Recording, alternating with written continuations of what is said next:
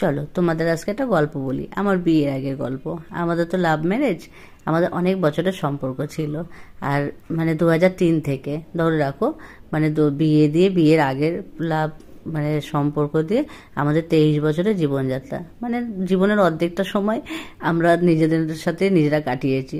যাই হোক, পার্কে ঘুরতে এসেছি। এখানে একটা বাড়ির কাছে একটা পার্ক হয়েছে, অনেক দিন হয়েছে। তা এখন সময় পায় না, আসা হয় না। তো এবার ঠান্ডার দিন, তাই ভাবছি যে প্রত্যেক মানে সপ্তাহে সপ্তাহে ছেলেটাকে নিয়ে আসবো। ও একটু বাইরে ঘোরাফেরা করলো, একটু চনমনে হবে।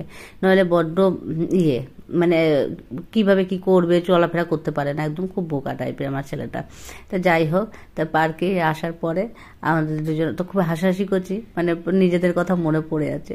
বিয়ের আগে পার্কে যেতাম প্রত্যেক সপ্তাহে সপ্তাহে, দেখা করতাম দুজনে, ওই 1 ঘন্টা ব্যাস। তারপর তো ও তো কর্মসূত্রে বাইরে থাকতো, আসানসোলে চলে যেত। আর আমি ওই সপ্তাহে একটা দিনই আমাদের দেখা হতো, আর বাকি আমাদের ফোনেই কথা হতো। যাই হোক, সেই সবই আমরা খুব গল্প করছিলাম যে এরকম পার্কে আসলে আমাদের আগের কথা মনে পড়ে যায়।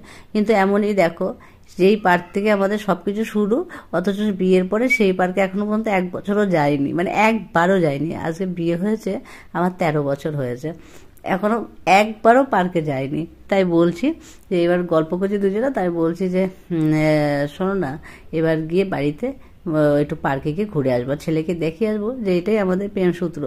তারপরে তো ওর বাবা তো হাসছে, বলছে হ্যাঁ ঠিক, এখনো যাওয়া হয়নি যেখান থেকে আমাদের সব মানে শুরু হয়েছে।